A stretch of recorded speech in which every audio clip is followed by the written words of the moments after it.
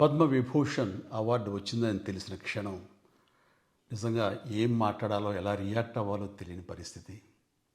మన దేశంలో రెండవ అత్యున్నత పౌర పురస్కారం పద్మవిభూషణ్ లభించినందుకు నాకు నిజంగా చాలా సంతోషంగా ఉంది. ఒక తల్లి కడుపున పుట్టకపోయినా నన్ను తమ సొంత మనిషిగా, మీ అన్నయ్యగా, మీ బిడ్డగా భావించే కోట్లాది మంది ప్రజల ఆశీస్సులు, నా సినీ కుటుంబం యొక్క అండదండలు, అలాగే నీడల నాతో ప్రతి నిమిషం నడిచే లక్షలాది మంది అభిమానుల ప్రేమ, ఆదరణ కారణంగానే నేను ఈ రోజున ఈ స్థితిలో ఉన్నా. అందుకే నాకు దక్కినటువంటి గౌరవం ఇది మీది. మీరు నాపై చూపిస్తున్న ప్రేమ, ఆప్యాయతలకు నేను ఏమి రుణం తీర్చుకోగలను?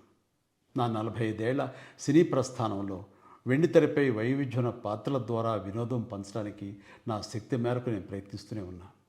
నిజ జీవితంలో కూడా నా చుట్టూ ఉన్న ఈ సమాజంలో అవసరమైనప్పుడు నాకు చేతనైన సాయం చేస్తూనే ఉన్నా.